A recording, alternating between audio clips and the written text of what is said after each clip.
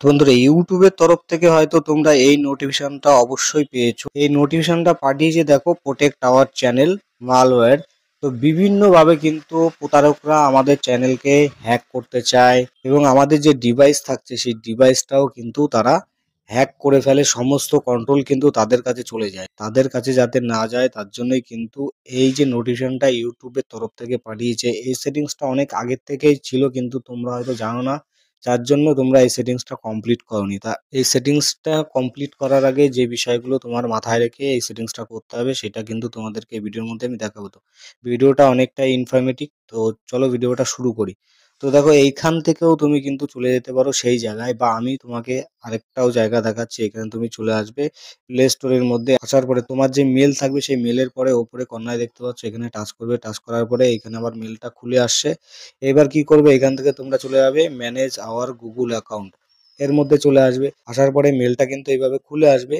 এবার এইখানে তুমি সাইডে একটু স্ক্রল করে এখানে দেখতে পাচ্ছ সিকিউরিটি রয়েছে। সিকিউরিটির মধ্যে আসার পরে ইউ অ্যাপ সিকিউরিটি টাইপের মধ্যে তোমরা এর মধ্যে চলে যাও, ঠিক আছে। এর মধ্যে যাওয়ার পরে এখানে তোমার ফোন নাম্বার শো করবে এবং নিচে দেখতে পাচ্ছ আরেকটা জিনিস শো করছে, সেটা সেভ ব্রাউজার আওয়ার ডিভাইস, ঠিক আছে, রিসেন্ট সিকিউরিটি অ্যাক্টিভেট। তো এখানে হচ্ছে অ্যাক্টিভেট ফ্রম দিস লাস্ট 28 দিনের মধ্যে, ঠিক আছে, 28 ডেজ। এইটা তুমি টার্ন অন করে রাখো, এটাও তুমি টার্ন অন করে রাখো এবং সেভ ব্রাউজিং যেটা রয়েছে তার মধ্যে যাও। এখানে টার্ন অন যেটা save browsing from our account যেটা রয়েছে এর মধ্যে তোমরা এসে এখানে প্রথমে কন্টিনিউ করো, ঠিক আছে। কন্টিনিউ করার পরে এখানে দেখতে পাচ্ছ নিচে টার্ন অন রয়েছে, এই টার্ন অন করো।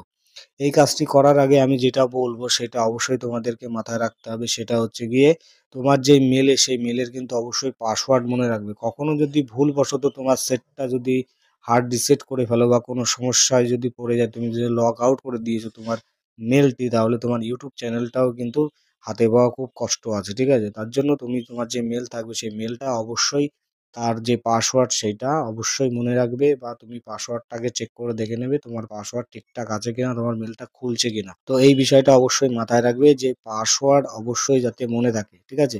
পাসওয়ার্ড মনে না থাকলে কিন্তু পরবর্তীতে সমস্যা হবে। তো ভিডিও যদি ভালো লাগে অবশ্যই একটা লাইক করে দেবে, চ্যানেল নতুন হলে সাবস্ক্রাইব করে সঙ্গে বেল আইকনটি টাচ করে দেবে। জয় হিন্দ, বন্দে মাতরম, সবাই ভালো থেকো।